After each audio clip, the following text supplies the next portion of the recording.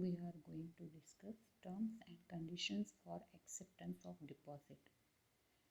In previous virtual session, we have discussed 10 points, that is 10 terms and conditions for accepting deposit, and today we are going to discuss the remaining points. So we will start with the point number 11, and that is deposit insurance. A company needs to take deposit insurance at least 30 days before issue of circular or advertisement.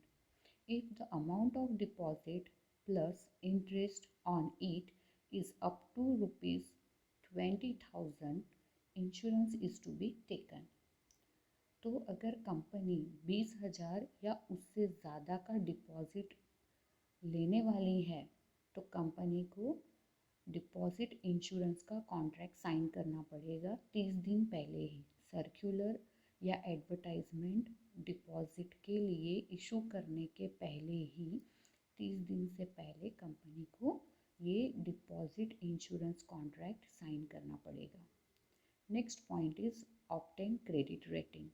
Every company has to get credit rating of its deposit and include the rating in the circular or advertisement. बोला है कि हर company को credit rating deposit के लिए लेना पड़ेगा और वो क्रेडिट रेटिंग सर्कुलर या एडवर्टाइजमेंट में जिसके द्वारा कंपनी डिपॉजिट के लिए पब्लिक को इनवाइट करने वाली है, उस सर्कुलर या एडवर्टाइजमेंट में वो क्रेडिट रेटिंग उसको मेंशन करना होगा। अब क्रेडिट रेटिंग क्या है? तो बेसिकली क्रेडिट रेटिंग एजेंसीज होती है जो कंपनी का नेट वर्थ, कंपनी की लिक्विडिटी पोजीशन, उसकी एबिलिटी, वो डिपॉजिट का पैसा रीपे कर सकती है कि नहीं टाइम पर, ये सारी चीज़ें देखकर कंपनी को रेटिंग देती है। एक तरह से हम समझें कि ग्रेड देती हैं और ये ग्रेड कंपनी को इस क्रेडिट रेटिंग एजेंसी से लेकर उस एडवर्टाइजमेंट में या सर्कुलर में जिसके द्वारा इनविटेशन पब्लिक को दिया जा रहा है डिपॉजिट के लिए, उसमें मेंशन करना होगा।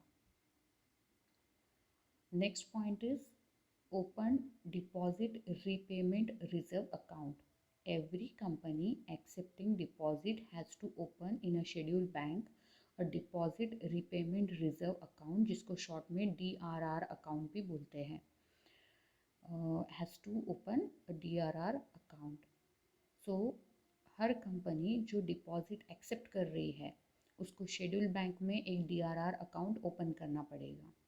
अब इस अकाउंट में कंपनी को कुछ अमाउंट ट्रांसफ़र करना पड़ेगा. ये अमाउंट क्या है और कितना परसेंट ये अमाउंट ट्रांसफ़र करना है वो हम देखेंगे कि every year on or before 30th April company has to deposit an amount not less than 15% of amount of deposits maturing during the current year and following financial year. तो current year यानी चालू वर्ष में या next जो financial year है उस वर्ष में जितने भी डिपॉजिट मैच्योर होने वाले हैं उन डिपॉजिट के 15% या उससे ज़्यादा का अमाउंट इस DRR अकाउंट में ट्रांसफ़र किया जाएगा. मतलब इस DRR अकाउंट में वो मैच्योरिंग डिपॉजिट के 15% या उससे ज़्यादा की अमाउंट डिपॉजिट की जाएगी और ये अमाउंट सिर्फ और सिर्फ डिपॉजिट के रीपेमेंट के लिए ही यूज़ की जाएगी. तो एक तरह से ये प्रोविज़न हो गई कि कंपनी को बाद में फाइनेंशियल प्रॉब्लम आया भी तो कंपनी ये पैसा, इस डिपॉजिट का पैसा निकाल कर लोगों को उनके डिपॉजिट के रीपेमेंट कर पाएगी. Next is deposit receipt. Company has to issue deposit receipt to the depositors within 21 days from the date of receipt of money or realization of check. Company को डिपॉजिटर्स को डिपॉजिट रिसीट देनी होगी 21 days में. जैसे ही company को money मिलता है, deposit money मिलता है या चेक रियलाइज होता है, उस दिन से लेके 21 डेज़ के अंदर डिपॉजिट रिसीट डिपॉजिटर के पास भेजना होगा, इशू करना होगा. The receipt has to be signed by officer duly authorized by board of director. ये रिसीट बोर्ड ऑफ डायरेक्टर द्वारा ऑथोराइज ऑफिसर की सिग्नेचर के साथ रहेगा। तो ऐसा ही डिपॉजिट रिसीट जिस पे ऑथोराइज ऑफिसर की सिग्नेचर है, ऐसा डिपॉजिट रिसीट कंपनी को इशू करके डिलीवर करना होगा डिपॉजिटर के पास में। The receipt contains name, address of depositor, amount of deposit, rate of interest payable and the date on which it is repayable। तो इस डिपॉजिट रिसीट में क्या क्या चीज़ें रहेगी? तो इस रिसीट में उस डिपॉजिटर का नाम रहेगा, उसका एड्रेस रहेगा, उसने कितना अमाउंट का डिपॉजिट कंपनी को दिया है वो अमाउंट मेंशन रहेगी, कंपनी कितना रेट ऑफ इंटरेस्ट दे रही है या कितना रेट ऑफ इंटरेस्ट पे कंपनी इंटरेस्ट पे करने वाली है डिपॉजिटर को, वो रेट मेंशन रहेगा।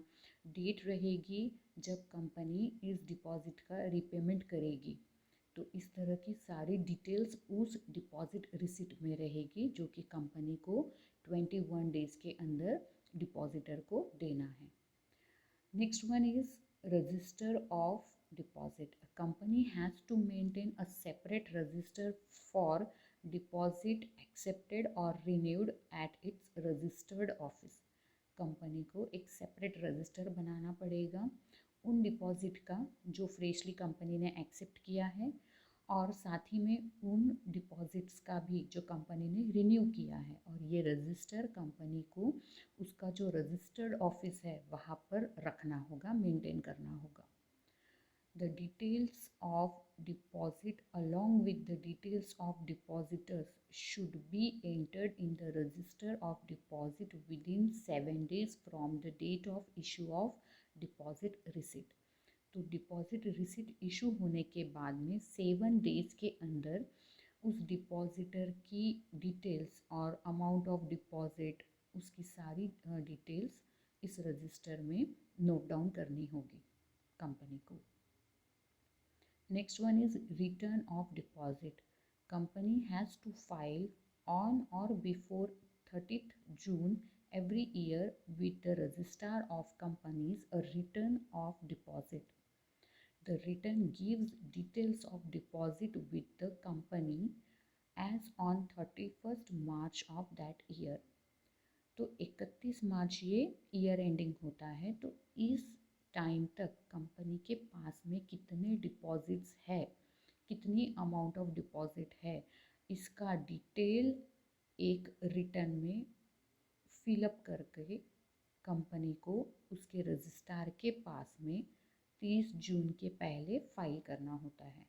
तो जिस रिटर्न में डिपॉजिट की डिटेल्स होती हैं उस रिटर्न को रिटर्न ऑफ डिपॉजिट कहा जाता है, जो कि रजिस्ट्रार के पास में कंपनी को 30 जून के पहले फाइल करना होगा।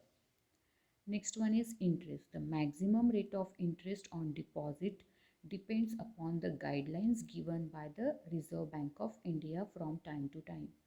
तो RBI, reserve bank of India, जो कि इंडिया की सेंट्रल बैंक है, वो गाइडलाइंस देती हैं अबाउट रेट ऑफ इंटरेस्ट।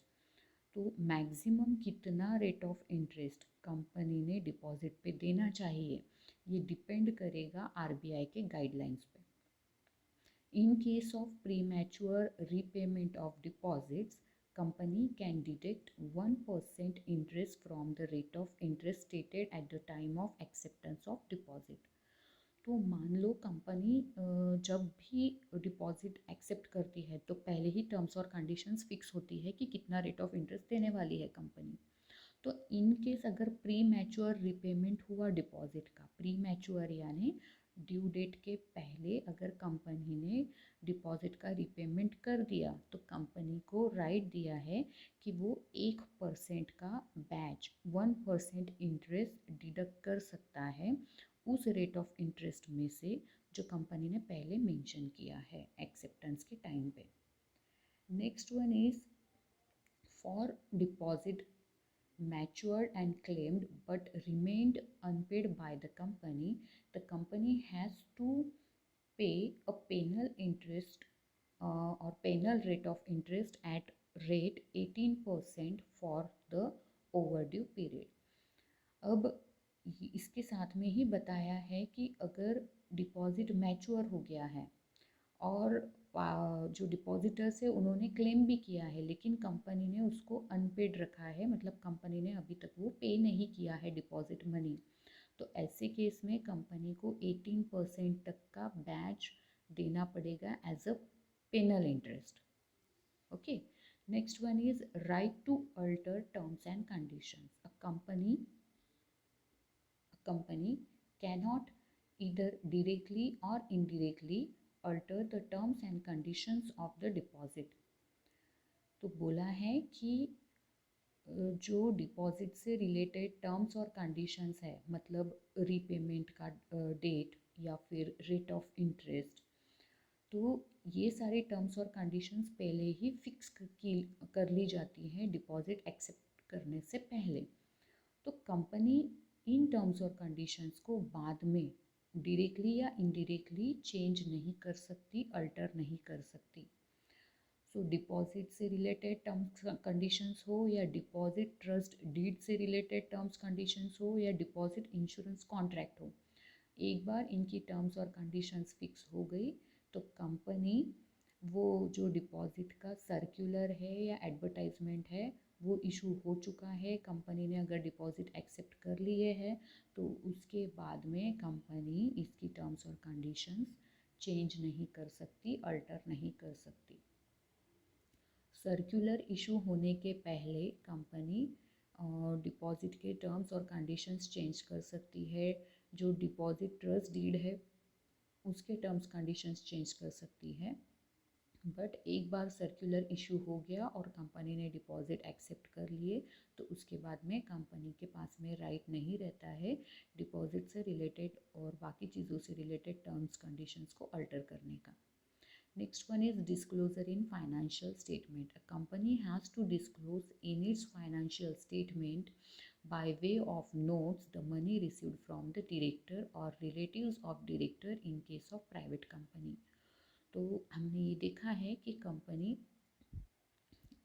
अपने मेंबर्स से, डायरेक्टर से भी डिपॉजिट एक्सेप्ट कर सकती है और पब्लिक से भी कर सकती है.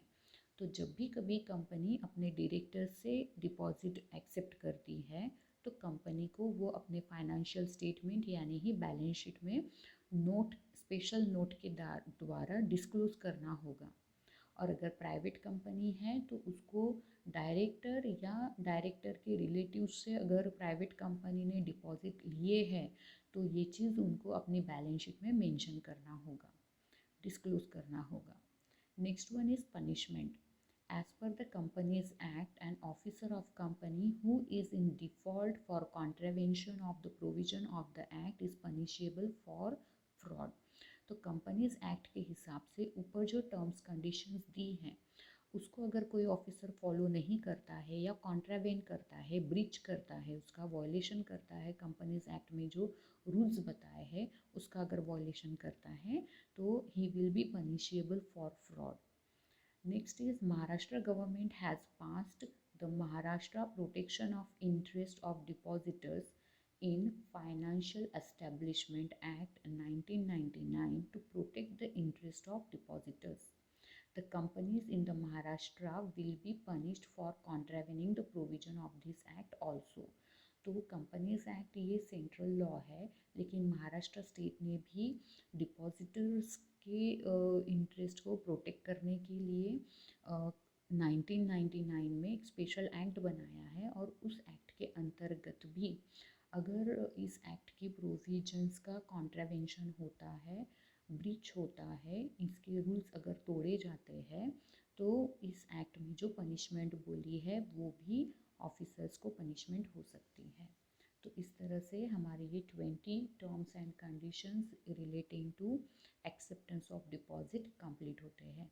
नेक्स्ट सेशन में हम प्रोसीजर देखेंगे for accepting deposit from public. Thank you.